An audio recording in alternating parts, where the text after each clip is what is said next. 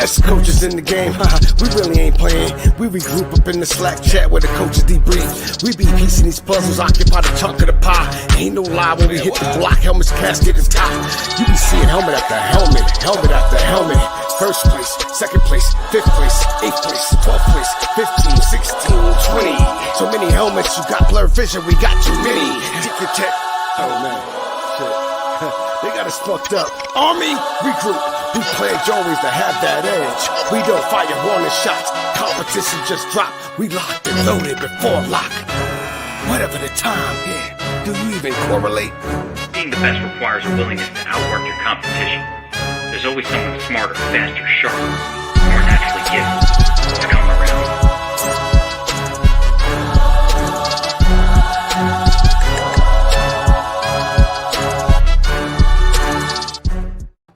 What up, everybody? It's your boy DFS up north.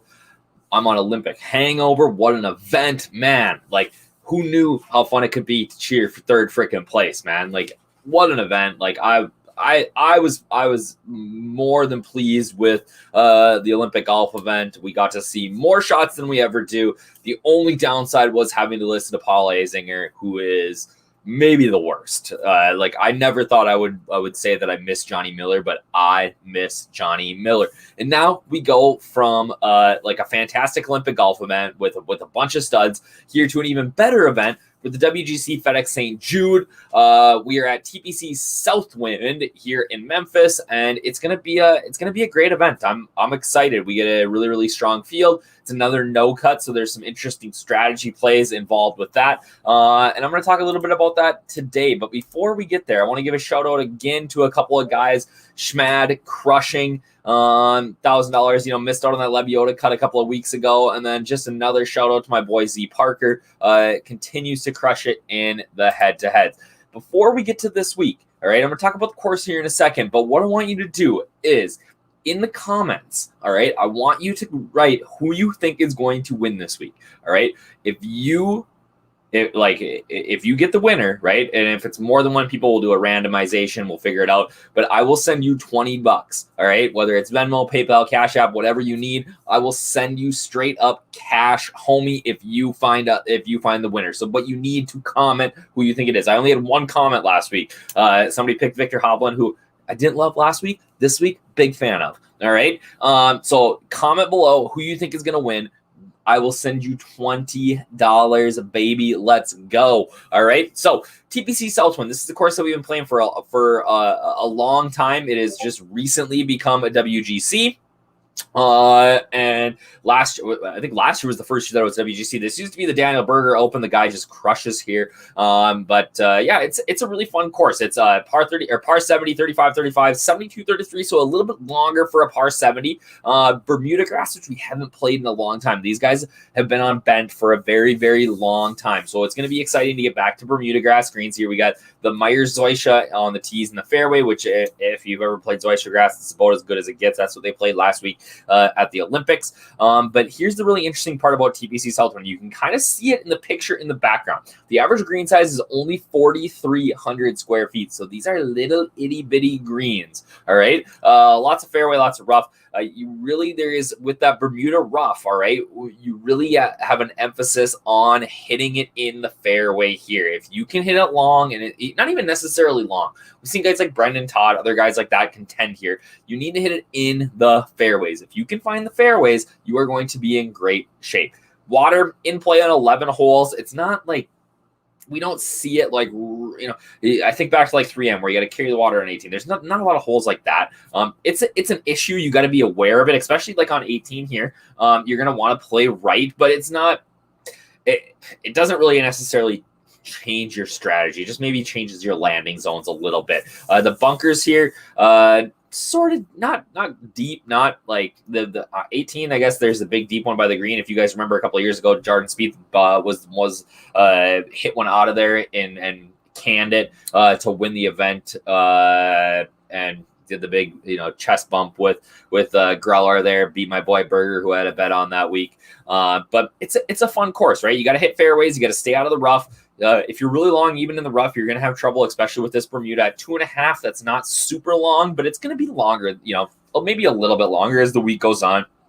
It's a par 70. It is tends to be a little bit of a birdie fest, but really only if you are striking it well with your irons. And that is really the key here this week, is that we want to target good iron players. But that's going to be a forethought here in a second. So the biggest question that I have this week, or my biggest thought, is, do you fade the guys that are coming over from Tokyo? All right. They actually gain a day back on the, they finished on Saturday here. So they actually gain a day coming back, but it's a tough event, right? Like you've got, you're playing 4 rounds on the Olympic stage. Some of these guys were staying in the Olympic Village. Now they got to fly back here and get back in sort of their routine. And it's halfway across the world. So here's the deal. I think people are going to make a bigger deal about this than they should. And the problem is there's going to be confirmation bias. Somebody's going to play poorly this week and be like, oh, fuck, I'm just exhausted from the Olympics, right? And the reality is that probably more guys will play well or to their level of play this week than those who play poorly and blame it on them. I'm not personally going to be fading anybody. I think that they're all great. Maybe the one guy that you could make an argument for would be Xander, coming off a win. But all right, Killicam's got DeChambeau, man. He likes it. The only problem with Bryson, he's said in his quotes last year that he's really got to find fairways here. He said that last year after I believe the 3rd round. He said, I can hit it long here, but I gotta find fairways. But hey, I'd send Killicam $20. Let's go.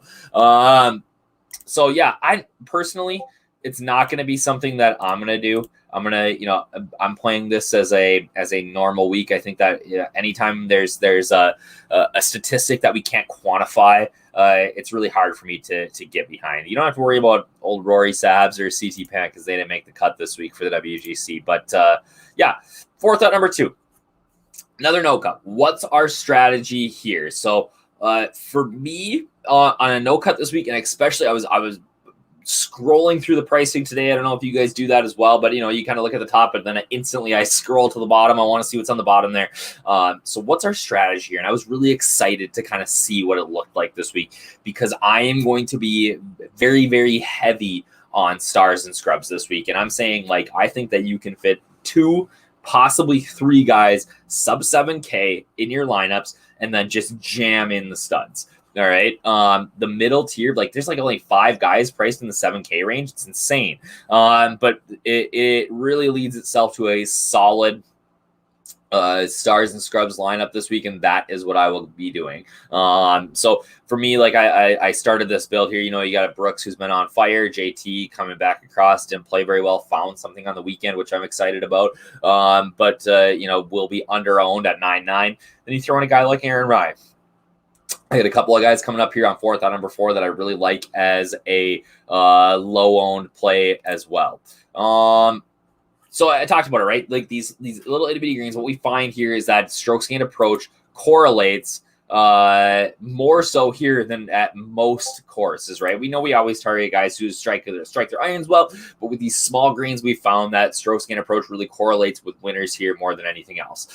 So the leaders in strokes gained approach over their last 6 tournaments, obviously number 1 is Colin Murakawa. He's having a Tiger in his prime season with his irons. It's really, really unbelievable how well he's striking it right now. Paul Casey, who really played well last week and faded on Sunday, which I think that was to be seen a little bit. We looked at his round 3. If you're a DFS Army VIP, you saw our showdown notes. I looked at his, you look at his strokes gained stat. That's after round 3. The guy just, he putted out of his mind, right? Three strokes gained putting. That's not what he does. Iron play wasn't that good last week, actually. So, but yeah, he's number 2 here overall. Louis, not a surprise there either. The guy's been on point. But then we get Daniel Berger, who I think is a very, very interesting play. Obviously, a course history play here, but could be a little sneaky this week. I think that I'm interested. And then Rory, who I thought, obviously struggled a little bit to start, but I thought finished fantastically.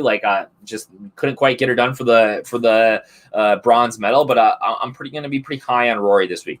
A couple of guys that are going to be under 7K that I am really high on. All right. Number 1 being Wade Ormsby. Ormsby is a European Tour guy. He's finished top 12 in his last 2 events, and he is dead min price here. You can do so much with your lineups by jamming in these lower priced guys. Aaron Rai, guy's got 2 top 20s in his last 4, including a top 20 at the Open Championship. He's top 25 in strokes gained approach on the European Tour. What are we looking for here, right? I love Rai. And then Sam Burns. I feel like people are forgetting about Sam Burns. The guy was on fire this year, and he was on fire on par 70 courses. All right. I love Burns. He's a great par 5 player. He just does everything pretty well. And when he's on point, he scores like crazy. Love me some Burns this week. So Ormsby, Rye, Burns. There's going to be a couple others. But again, you got to get in on the cheat sheets to see who else I'm on below 7K. All right. You can do that by just joining our PGA weekly. All right. You can get our week, $9.99 auto recurring. You can do monthly, you can do yearly, but your best bet really is the VIP. All right. That gets you access to everything. Just try it for a week. Try it for a month. You can use code Up North. That's going to get you 10% off for life on a month or a year. And, you know, again, you get access to it all. We are getting ready for NFL. We've had NFL meetings talking about some of the tools, some of the articles, some of the stuff we're doing for NFL this year, and I am so excited. So get that VIP. Get you a month. It's August now. We're getting into September. That's going to get you the preseason. Keg, Uppers Lad, like a couple of our guys here are just fired up. Preseason this week. We got preseason football, the Hall of Fame games on Thursday. I am excited for NFL. I will have my my content up for NFL weekly, the showdown stuff. I'm so fired up. So get involved, right? That gets you a month there. And you can use that code. It gets you Up North. That gets you off 10% off for life. So I'm excited for FedEx St. Jude this week. You can check out my content on the Sharp app for my betting picks. If you're a VIP, right, you get access to my entire cheat sheet where I break down my entire player pool. I talk about my strategy for the league, who I'm on, who I'm fading, everything you want to know. And you get access to our Discord where you can ask me. And like I'm not the. I don't even think that I'm the sharpest guy on our Discord. We got some great players in our Discord who are in there chopping it up, talking about who they're on this week, what their strategy is. We got a bunch of guys playing the FGWC this week, so we're chopping up strategy for that. It's like, if you want to win, join DFS Army. And again, write in the comments who's gonna win. I will legitimately send you $20 if you find me the winner. All right, guys, have a great day. We will chat soon. Later. Got the best coaches in the game. We really ain't playing. We regroup up in the